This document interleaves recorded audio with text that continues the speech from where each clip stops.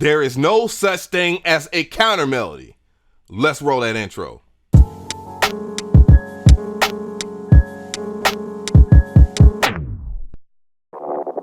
What's going on, guys? So I have a rant, but I'm also going to use some references and stuff like that because it's important when I speak such strong words to you guys that I do use references, receipts, or however you like to call them, facts, to my advantage. Because if I sit here and allow you guys, that you beginners, because that's the people I'm concerned about, because you are getting taken advantage of the most, because people are using counter melody videos to get views and likes and get a whole bunch of praise, but that does not make them legitimate.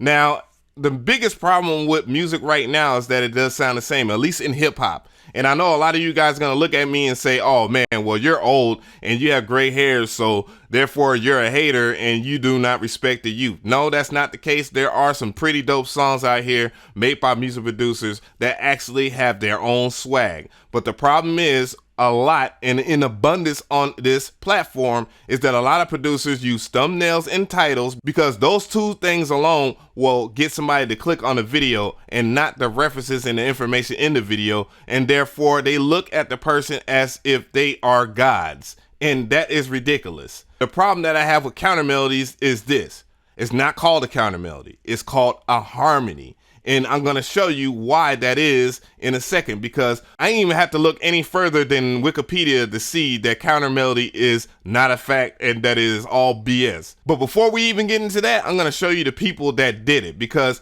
one thing I want to tell you guys is that there is mayonnaise sandwiches and then there are Subway sandwiches. No pun intended, no disrespect intended. I'm just saying. A mayonnaise sandwich is just white bread, mayonnaise, and another piece of white bread. A Subway sandwich, you're thinking about the meats, the different kinds of sauce, the lettuce, tomatoes, the wheat bread, the different kinds of bread you can pick. Which one is more appealing to you? Yeah, I thought so. So this is what I saw when I typed in how to make counter melodies, and I'm pretty sure you'll see it too, and it's the usual suspects here. You have this guy right here with the thumbnail, and a great thumbnail at that, and then a catchy, it even uses the word catchy for counter melodies as well, like just to have a different variation of it. Then you got another how to make a counter melodies video. Then you have another one. Then you have another one. And then you have another one. And you see these views here is the reason why people are making these type of videos, because it's easy to get these views. Look, it's crazy. Look how many. Freaking, there's people that just do it over and over again. It's just ridiculous. So here's the first reference that I want to use, and it will be in the description box. And I know a lot of people are going to say, well, if it's on Wikipedia, that means it's legit. No, it does not. Look at how small this is. Look how small and loosely written this is with little to no references. Counter melody in music, a counter melody is often, counter melody is a sequence of notes perceived as a melody written and played simultaneously with a more prominent lead and a secondary melody played in a counterpoint. Okay, let's go over here to harmony, because that is the real terminology that you should use here. And as you can see, it's a huge difference in the Wikipedia, and you see how long this page is. And I'm going to go right back to counter melody and show you how short this page is. I'm going to scroll down. See that? That's ridiculous. And the real issue with this is the first time I saw the word counter melody used was in 2011. And funny enough, you see the era of 2011, a lot of people consider anything in 2011 and greater to be trash. And the reason why they consider it trash is because a vast majority of music sounds the same, or when a new genre does break in, it does carry the same thing as trap or whatever else is popular right now, like future bass or something like that. Does not mean trap and future bass is bad, and it sounds stupid that somebody named Trap Tendo would say that, but that is what it is. So even in the counter melody Wikipedia, you see the word parallel harmony in there used as a reference. So why even use the word counter melody in the first place? It just sounds ridiculous as hell when it's just called a harmony. Imagine being a part of a church choir and somebody says, I need the altos to do a counter melody of the sopranos. That just sounds dumb, doesn't it? It's just a dumbass reference, a dumbass buzz term. Like, you will see people in the church being mad as hell at you, looking at you like, what are you talking about? And I can see somebody in church right now talking about counter melodies and then opening up FL Studio to draw in some notes. And that is really the cultural problem when it comes to music right there, because people don't respect their elders. They are going to lack that knowledge. And When you are just doing only one style of music and it's based off of the producer that is more successful than you, and yes, you can get lucky and do a hit record that sounds like another person. And yes, it is tradition that somebody is doing a style of music that they do reference something, but that does not mean that you actually copy something. If you look back in the 90s, the 80s, the 70s, the 60s, yes, there was rock and roll artists, but rock and roll artists had a thing about doing the exact same thing as the next rock and roll artist. Right now, it is acceptable to do the exact same thing in hip hop. And if you look back at 90s hip hop, there were several groups, several producers that had their own style. And it comes from having the respect of their elders to pay homage, but at the same time find themselves. So you need to find yourself. So we're in Ableton Live right now, and I want to show you something real quick. Now, I right-clicked on this WAV file in the arrangement view, and I want to show you something. You see convert to harmony, convert to melody. And when I do convert to harmony, it's going to convert that WAV file into a harmony. It's going to show you multiple parts, just like as if you was to do a quote-unquote counter melody.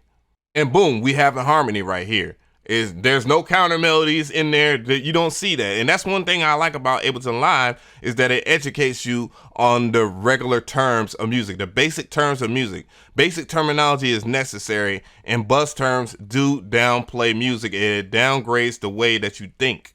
So if you're a beginner, it is important that you learn basic terminology. Now we're in FL Studio. I'm going to use this previous trick of using scale highlighting in FL Studio 20 to draw out a melody here. And I'm going to link you in the description box or at the top right of the screen. Feel free to visit that video. It will educate you on how to make great melodies and harmonies using this trick. But I'm just going to go ahead and draw on something just at random. I'm going to go down here. Boom.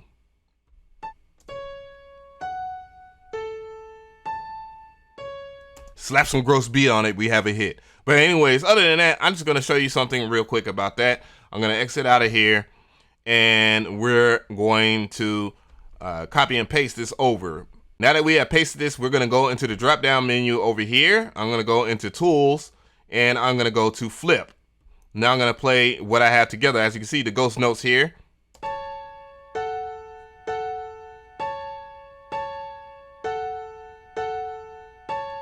As you can see, it flipped. Now I can do different kinds of flips. I can flip it vertically too as well, but let's see.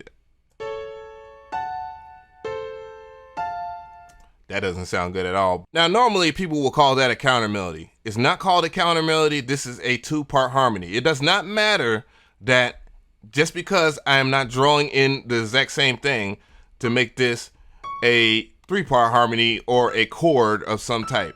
Now, as long as you are doing stuff like this, it's still going to be called a harmony. That's all it is. And let's play what we have so far now. Oops, I messed that up. Let me go over here. Boom. Slap some more gross beat over it. Now, with that, it's just called a harmony. That's all it is. That's all I want you guys to understand. These are different kinds of things that you could do to create harmony. It's not called a counter melody. And it's as simple as going over here to your drop down menu over here. I'm going to do it again. And going into your tools and just selecting flip. Like I'm flipping the melody. The whole point of this video is that misinformation can really hurt you, and it will hurt your growth as a musician, music producer, beat maker, whatever you consider yourself. And those type of videos like that do not guarantee success regardless of the person that's teaching it, if they do have success for now. Because very well, anybody can be successful by copying somebody else's swag. I mean, just look at the Countermelody videos as an example. All those guys copied each other's videos, and they have a lot of views because of that.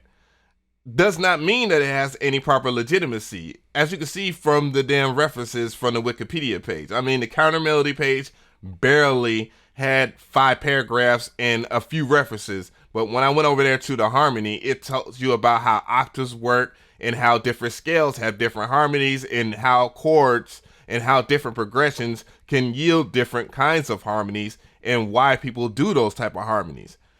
Like, that is from knowledge from people for centuries.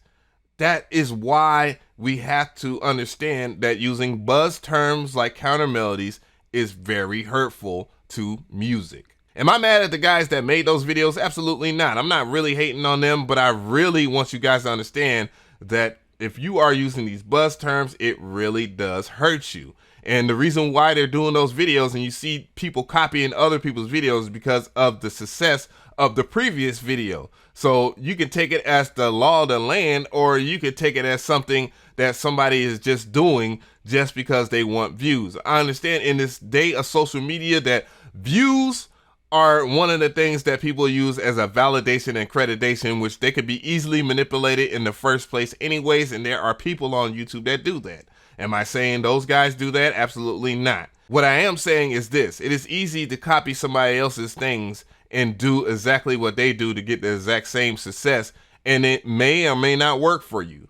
But it is very, very important that you do be yourself and that you do learn from people that know what they're talking about. You can take that at face value and say that I'm hating on them, but what I'm saying is it is very easy to copy somebody else's work, and I'm criticizing it for what it is because references, facts, receipts are very important, and you have to respect and learn from people that have experience.